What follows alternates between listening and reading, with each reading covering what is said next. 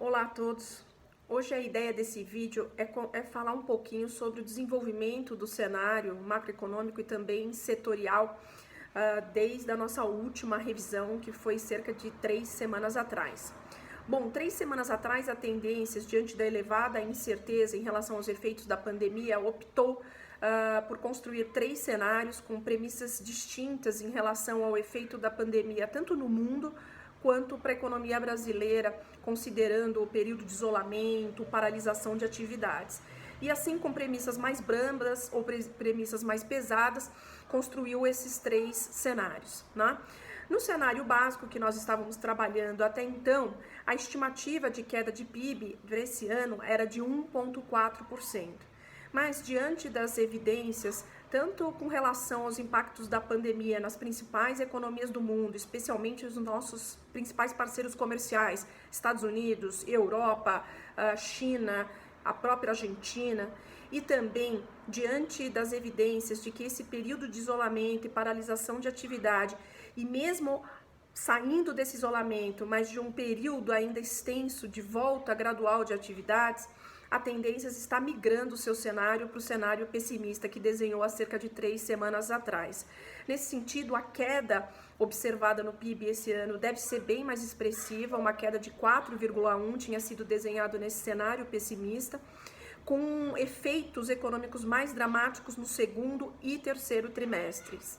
E a volta de uma maneira mais clara, né, com os primeiros sinais mais positivos, seria observada no quarto trimestre.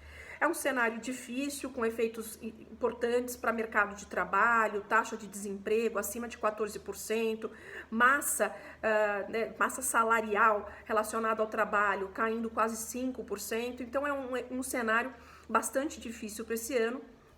Mas o ponto é que, apesar desse cenário difícil, quando a gente olha a economia do ponto de vista setorial, a gente ainda deve observar setores que têm performance relativamente melhor ou ainda sofrem menos, e setores que vão sofrer muito mais.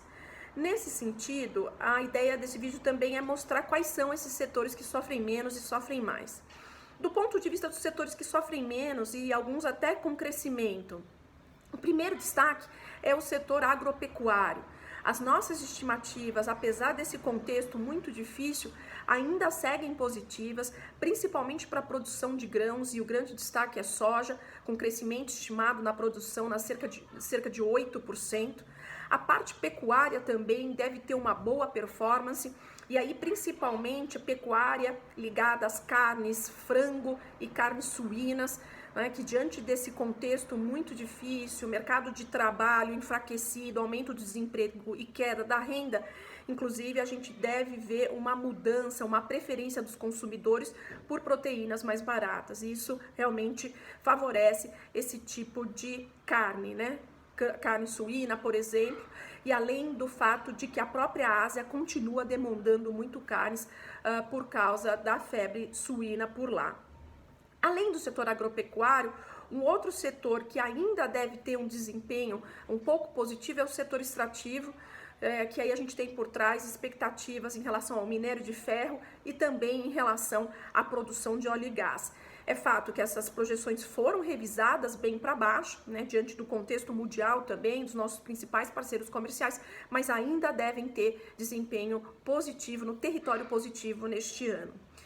Do ponto de vista da indústria, olhando especificamente esse setor, há alguns subsetores que devem ter desempenho melhor, e aí a gente destaca principalmente a indústria de alimentos e também a indústria farmacêutica, porque nesse sentido, apesar do contexto difícil, o mercado de trabalho também sofrendo mais, a gente vê uma demanda mais focada nesses bens de primeira necessidade. Então isso oferece um certo suporte para essas indústrias que acabam sofrendo muito menos que outras.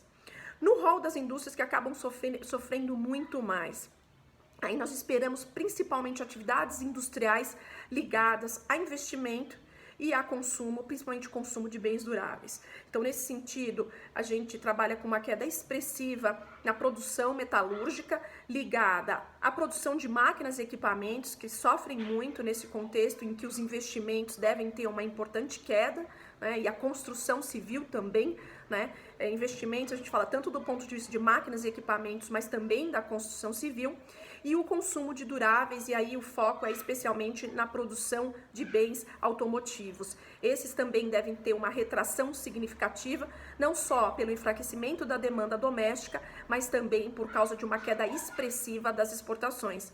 E o setor automotivo também sofre não só por causa do enfraquecimento da demanda ligada ao consumo especificamente, mas também devido à fraqueza da atividade econômica, à fraqueza do comércio, à fraqueza da construção civil, que significa também uma menor demanda por veículos, principalmente caminhões.